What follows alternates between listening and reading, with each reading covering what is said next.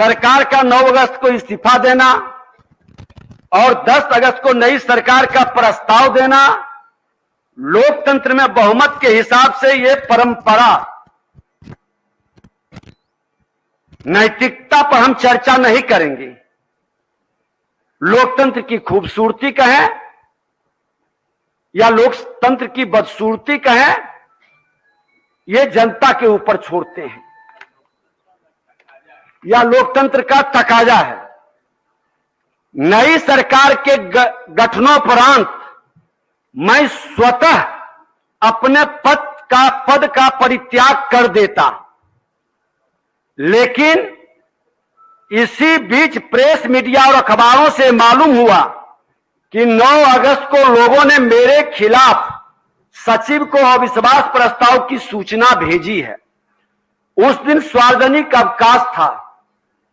पुनः 10 अगस्त को सरकार गठन के पूर्व ही लोगों ने अविश्वास प्रस्ताव सचिवीय कार्यालय में जाकर दिया।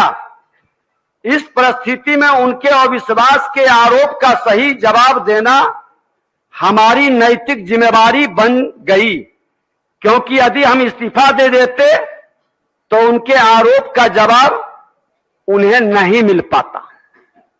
माननीय सदस्यगण, आप सभी बिहार में लोकतंत्र के इस सबसे बड़े मंदिर के पुजारी हैं। मैं आप सभी को यह बताना चाहूंगा कि आपने जो अविश्वास प्रस्ताव लाया है वह अस्पष्ट है। 9 माननीय सदस्यों का पत्र मिला, जिसमें से 8 लोगों का प्रस्ताव नियमानुकूल प्रतीत नहीं होता है।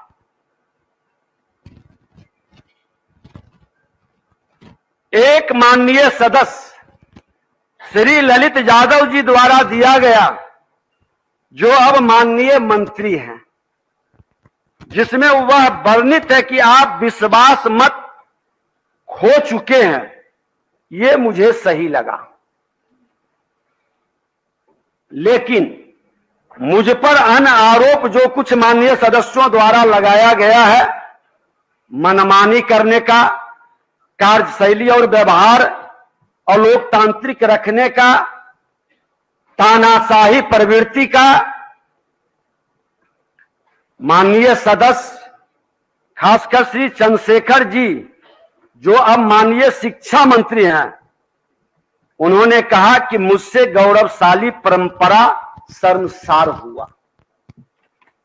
माननीय सदस्यगण, 20 माह के बहुत छोटे से कार्यकाल में मैं सदन में 100% प्रश्नों के उत्तर का आना, कुछ एक दिन छोड़कर लगभग 100% सदन का चलना, पक्ष और प्रतिपक्ष में भेद नहीं करना, दोनों पक्षों से सदन में चलाने में सकारात्मक सहयोग मिलना, मैं आभारी हूं कि दोनों पक्ष के सदस्य ने मुझे सहयोग किया है। माननीय सदस्यों के पूरक प्रश्नों का अवसर ज्यादा से ज्यादा देना, माननीय हमारे संसदीय कार्य मंत्री जी शिक्षा मंत्री भी थे, इनके एक प्रश्न पर 16 पूरक हुआ था। हमको लगता है इस विधानसभा की भी एक नई खूबसूरती थी। शून्यकाल की संख्या बढ़ाकर लेना, सदन को डिजिटल प्लेटफॉर्म से जोड़ना, सदन की कार्यवाही को यूट्यूब लाइव करना, इसे सुदूर गांवों तक पहुंचाना, माननीय सदस्यों उनके पीए को डिजिटल वातावरण से जोड़कर उसका लाभ पहुंचाने का कार्य करना, माननीय सदस्यों के मान सम्मान के लिए अभ्यावेदन प्रोटोकॉल समिति का गठन करना, विभागों के द्वारा गलत उत्तर आने पर संबंधित विभागों से स्पष्टीकरण लेना, क्या ये तानाशाही प्रवृत्ति है? क्या यह अलोकतांत्रिक क्रिया थी? क्या यह सदन की मर्यादा और गरिमा को तार तार करना था? को यह अवगत कराना चाहता हूं कि आज मेरे ऊपर कोई भी मुकदमा या आपराधिक मामला नहीं है, और कई ऐसे माननीय सदस्य बैठे हैं जो इसी तरह के स्वच्छ छवि के हैं, लेकिन उनकी छवि को बचाने की जिम्मेवारी हम सबों की है।